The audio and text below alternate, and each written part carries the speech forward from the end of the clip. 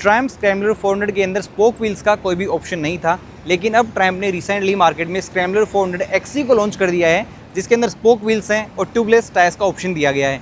Hello guys, कैसे हो आप सब? आई होप आप सब अच्छे ही होंगे। मेरा नाम है Deepak, welcome back to K2K moto vlogs.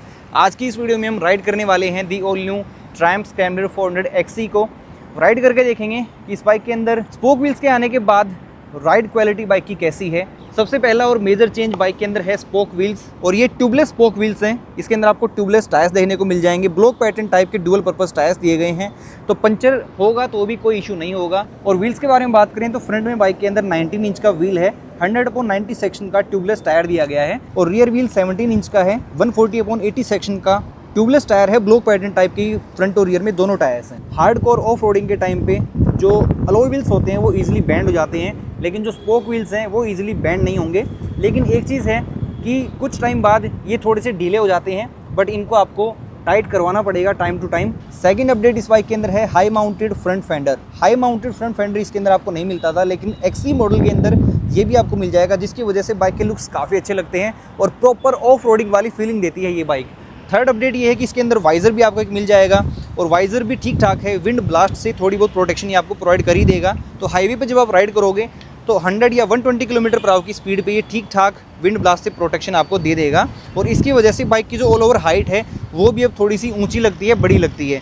यहाँ पे आप हेडलाइट के आगे ग्रिल भी देख सकते हो, ये भी इस मॉडल के अंदर आपको XE मॉडल के अंदर मिल जाएगा। नेक्स्ट अपडेट है एडजस्टेबल लीवर्स। बाइक के अंदर आपको एडजस्टेबल ब्रेक लीवर और एडजस्टेबल क्लच लीवर मिल जाएगा। आगे पुल करके इनको इजीली आप एडजस्ट कर सकते हो। अगला अपडेट है इसके अंदर इंजन गार्ड। यहाँ पे आपको एक केसिंग मिल जाएगी, तो इंजन पे इजीली कुछ भी डैमेज नहीं होगा। जब आप हार्डकोर ऑफ रोडिंग करोगे तो इंजन आपका पूरा प्रोटेक्टेड रहेगा। इसकी वजह से इसकी बिल्ड क्वालिटी काफ़ी ज़्यादा अच्छी है। लेकिन जो XE मॉडल है इसका प्राइस 30,000 रुपये ज़्यादा है नॉर्मल स्टैंडर्ड मॉडल से। इसका एक शोरूम प्राइस है 2,94,000 2,94,000 रुपये, और दिल्ली में इसका ऑनर प्राइस आपको 3,47,000 के आसपास मिल जाएगा। ओके, सो स्क्रैम्बलर 400 XE को राइड करते हैं।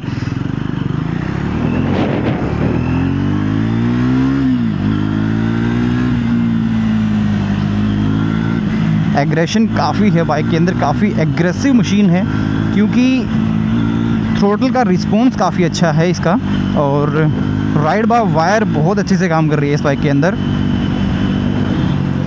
ओके, सो सबसे पहले बाइक का जो राइडिंग स्टांस है वो काफ़ी अच्छा है। आप काफ़ी अपराइट बैठते हो, और जो हैंडल बार है वो काफ़ी ऊंचा है, तो आपको बिल्कुल भी नीचे की तरफ झुकने की ज़रूरत नहीं पड़ती है। और हैंडल बार काफ़ी वाइड है, जैसा ऑफ रोडिंग बाइक्स के अंदर होता है बिल्कुल वैसे ही। रियर व्यू मिरर्स बिल्कुल भी वाइब्रेट नहीं कर रहे हैं। रियर व्यू मिरर्स से लुक व्यू काफ़ी अच्छा आ रहा है पीछे से, और बाइक की परफॉर्मेंस तो है ही बहुत बढ़िया। 19 इंच का फ्रंट में व्हील है, 17 इंच का रियर में व्हील है, और जो फ्रंट में वाइज़र आ गया है उसकी वजह से विंड ब्लास्ट अब परेशान नहीं कर रहा है। सो अगर आप 120 या 140 पे भी चलने की कोशिश करोगे तो तब भी आपको विंड ब्लास्ट बहुत ज़्यादा परेशान नहीं करेगा। थोड़ा बहुत इशू तो तब भी रहेगा, लेकिन बहुत ज़्यादा दिक्कत नहीं होगी। लेकिन अगर आप 90 या 100 पे चलेंगे तो तब तो विंड ब्लास्ट आपको बिल्कुल भी फील नहीं होगा।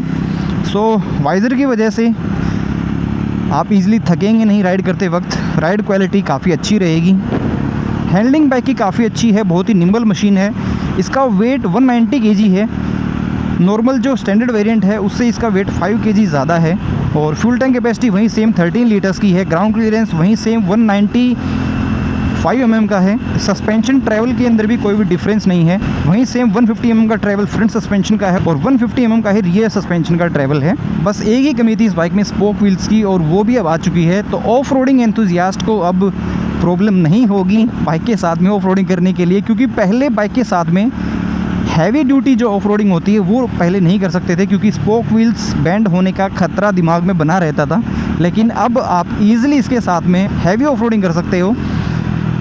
ऑफ रोडिंग एंथुजियास्ट के लिए अब ये बाइक अपनी सेगमेंट में one of the best option बन चुकी है। हैंडलिंग की कमी ना तो इस बाइक के अंदर पहले थी। हैंडलिंग बाइक की बहुत ही स्मूथ है, बहुत ही प्यारी हैंडलिंग है। हाई माउंटेड फ्रंट फेंडर भी आ गया है, जिसकी वजह से बाइक के फ्रंट लुक्स काफ़ी अच्छे लगते हैं, और जो फ्रंट में वाइजर है उसकी वजह से बाइक की जो ऑल ओवर हाइट है वो भी अब थोड़ी सी इंप्रूव हो गई है, जिसकी वजह से आपको फील आएगा कि हाँ आप एक हैवी बाइक के ऊपर, बड़ी बाइक के ऊपर बैठे हो।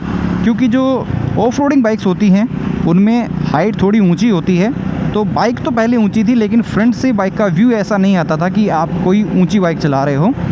सो बाइक की हाइट काफ़ी अच्छी है, 835 mm की इसकी सीट हाइट है, तो सीट हाइट बाइक की काफ़ी सही है। उसी वजह से इसका ग्राउंड क्लियरेंस भी 195 mm के आसपास है, तो ईज़िली कहीं भी टच नहीं होती है, जिसकी वजह से ऑफ रोडिंग के लिए बिल्कुल एक सही ऑप्शन है ये मार्केट में। हाँ, स्पोक व्हील्स आने की वजह से इसका प्राइस ज़रूर 30,000 रुपये बढ़ गया है, लेकिन आई थिंक वो वर्थ है। अगर आपको हैवी ड्यूटी ऑफ रोडिंग करनी है, हैवी ऑफ रोडिंग करने का अगर आपका पर्पज़ है, तो वो बिल्कुल अब सोल्व हो जाएगा। बाकी राइड बाय वायर है बाइक में, ट्रैक्शन कंट्रोल भी है, स्विचेबल ABS भी है, रियर व्हील के ABS को आप ऑफ़ कर सकते हो ऑफ रोडिंग के टाइम पे। ट्रैक्शन कंट्रोल भी स्विचेबल टाइप का है जिसको आप ऑन ऑफ कर सकते हो। इंजन के बारे में बात करें तो उसमें कोई भी डिफरेंस नहीं है बाइक में, वहीं सेम 399 cc का लिक्विड कूल्ड इंजन है बाइक में, जो 40 PS की पावर और 37.5 न्यूटन मीटर का मैक्सिमम टॉर्क प्रोड्यूस करता है। सो जो आउटपुट फिगर्स हैं वो बिल्कुल सेम हैं, जो इलेक्ट्रॉनिक्स हैं वो बिल्कुल सेम हैं, उनके अंदर कोई भी डिफरेंस नहीं है। ऑफ रोडिंग कैपेबिलिटीज़ बाइक की पहले भी अच्छी थी, but heavy off roading bike पहले नहीं कर सकती थी। बाइक का जो टर्निंग रेडियस है वो भी काफ़ी अच्छा है, और अगर बात करें डे टू डे अगर इसको बाइक को राइड करते हैं हम सिटी में, तब भी कोई इशू नहीं है। इस बाइक में ये चीज़ नहीं है कि हिमालयन के जैसे आप जब इसको सिटी में चलाओगे तो बहुत अनकंफर्टेबल लगे, ऐसा बिल्कुल भी नहीं है।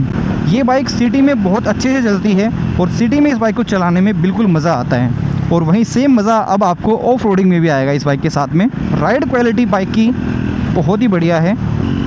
इस बाइक का जो राइड बाय वायर है उसके अंदर बिल्कुल भी लैग नहीं है। राइड बाय वायर इस बाइक का बिल्कुल एक्यूरेट है, जितना आप थ्रोटल देते हो उतना ही काफ़ी अच्छा रिस्पॉन्स बाइक के अंदर आता है। 170 किलोमीटर पर आवर के आसपास की इसकी टॉप स्पीड है। 13 लीटर का फ्यूल टैंक है, तो एक बार फ्यूल टैंक को फुल कराने के बाद अराउंड 220-230 किलोमीटर के आसपास इस बाइक को आप राइड कर सकते हो। सो बाइक की जो रेंज है वो ठीक ठाक है, रेंज थोड़ी सी कम है मेरे पॉइंट ऑफ व्यू से। अगर 15 लीटर का टैंक होता तो रेंज थोड़ी सी और ज़्यादा हो सकती थी। बाइक की जो गियर शिफ्टिंग है वो बहुत ही स्मूथ है, अप शिफ्टिंग डाउन शिफ्टिंग दोनों ही बहुत स्मूथ है, कोई भी जर्क्स नहीं है। इंजन बहुत ही स्मूथ है, और ये इंजन काफ़ी रिलायबल भी है, क्योंकि अब ट्रायम्फ को मार्केट में आए हुए टाइम हो चुका है, तो ये इंजन काफ़ी अच्छा परफॉर्म भी कर रहा है। और एक ट्रायम्फ का सबसे बेस्ट पार्ट होता है 10,000 किलोमीटर के बाद सर्विस, यानी कि 10,000 किलोमीटर पे सर्विस होती है इस बाइक की, जो सबसे बेस्ट पार्ट है, क्योंकि आपकी जेब पे बहुत ज़्यादा कोई खर्चा नहीं आएगा बाइक की सर्विस का।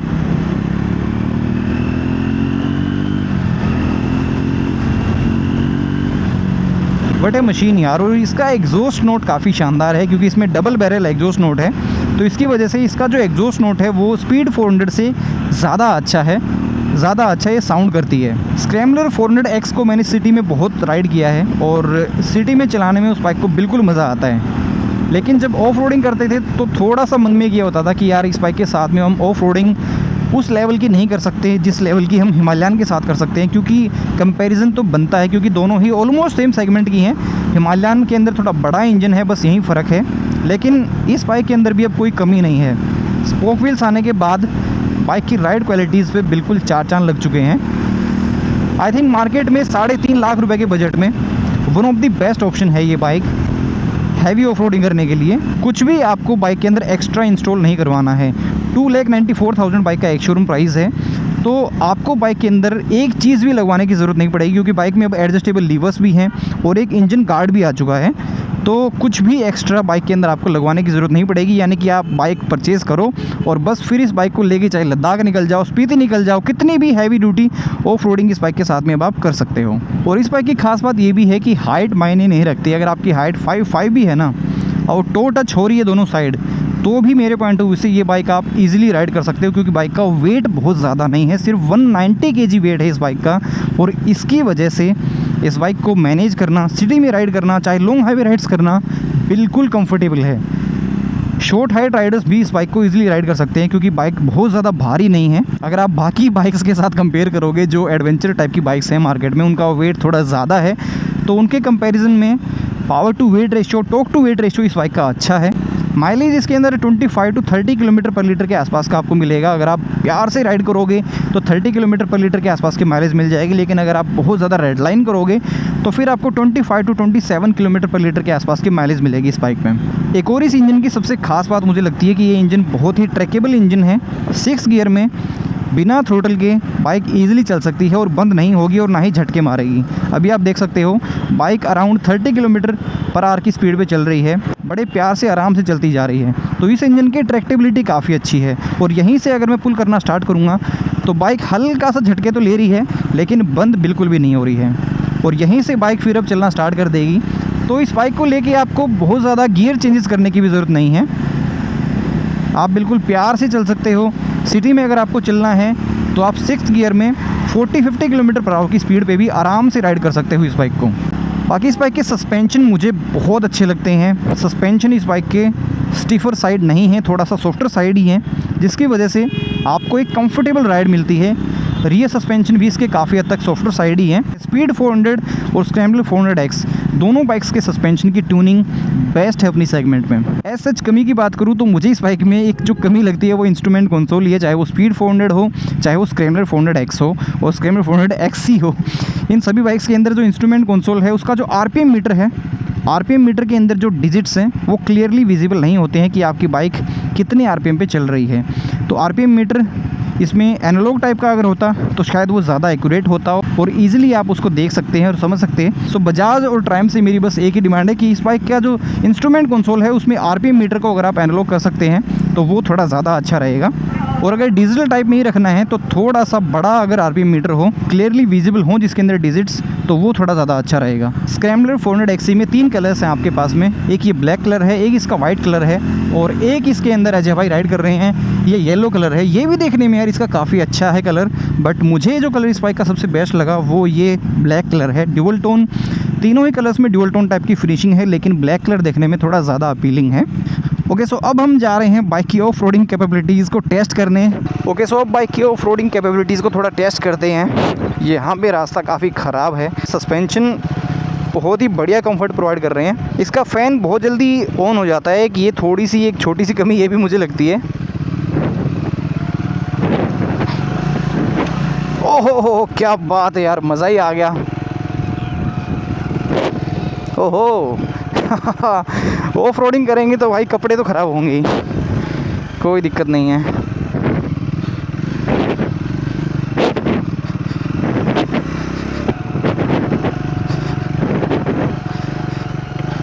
पंचर होने की कोई दिक्कत नहीं है, बाइक कहीं भी जा सकती है। पंचर हो गया तो इजीली रिपेयर हो जाएगा। ये है मज़ा स्क्रैम्बलर 400XC का।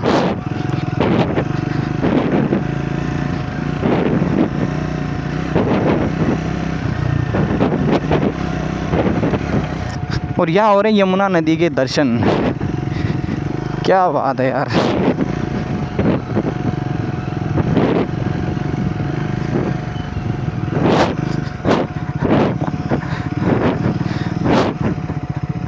फंस गई क्या?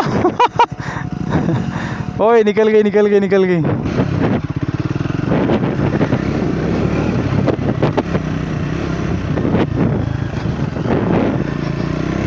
क्या सस्पेंशन है यार, ज़बरदस्त सस्पेंशन है बाइक के अंदर।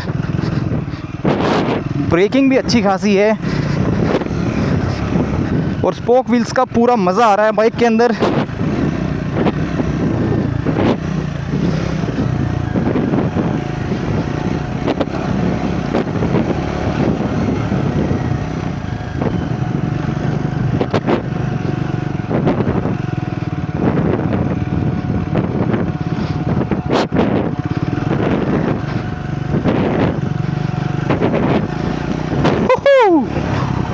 Nice, amazing. ओहो पूरे कपड़े ख़राब हो गए यार ऑफ रोडिंग में। नाइस यार, मज़ा ही आ गया इस बाइक को राइड करके यहाँ पे।